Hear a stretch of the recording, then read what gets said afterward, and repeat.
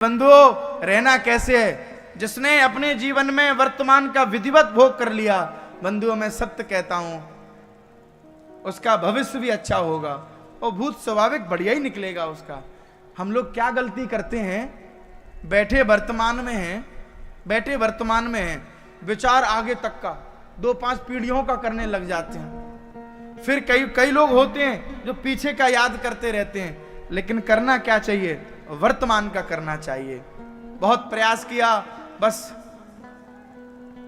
पहले इसने गणेश जी को पुकारा कि चलो गणेश जी मेरी रक्षा कर लें। थोड़ी देर बाद इसने हाथ जोड़ के कहा, अरे कार्तिक जी तुम बचा लो।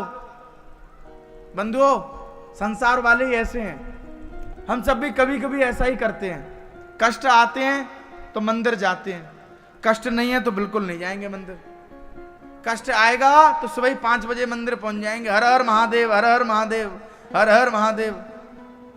व्यक्ति बदलता भी रहता है। कभी पता चले देवी की भक्ति कर रहा है कुछ दिन तक, जब तक काम नहीं बना। हमने देवताओं को कामना में बांट दिया। हमारी ऐसी कामना, ये देवता, ये तो ऐसी बात है। बहुत ध्यान से सुनिएगा, बोलो राधे राधे, जोर से बोलो। ये तो ऐसी ही बात है।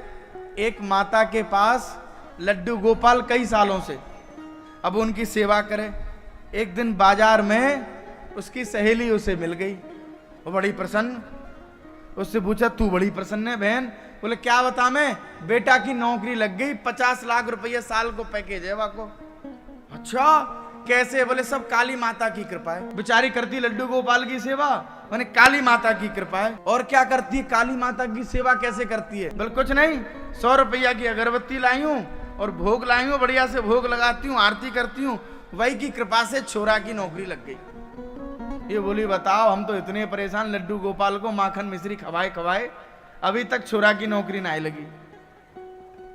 वो गई बाजार में जाके 10 रुपया को काली माता को पोस्टर ले आई। लड्डू गोपाल जहां बैठते हैं वहां बैठा दिए वानी काली माता, लड्डू गोपाल जी धर दिए दूसरी वाली अलवारी में। हमारे यहाँ कैमा बाकू धर दियो टांड पे। अपने क्या बोलते हैं आप लोग? टांडी बोले? टांड पे विराजमान कर दिए।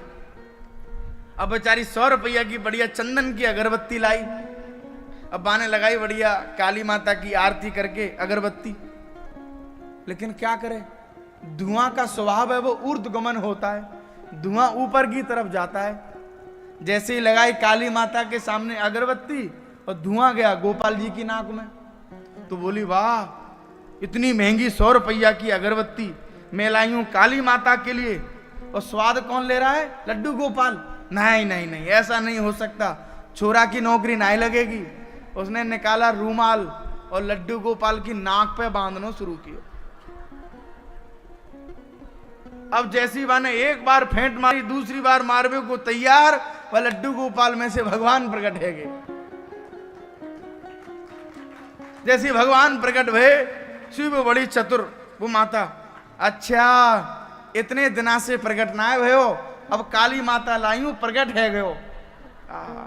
मुस्कुराते हुए लड्डू गोपाल बोले माता बात ऐसी नहीं है, मैं तो तेरे घर में जभी से हूं, पर आज तू 100 रुपया की अगरबत्ती लाई, तुझे ऐसा लगा कि इस अगरबत्ती का धुआं मेरी नाक में जा रहा है।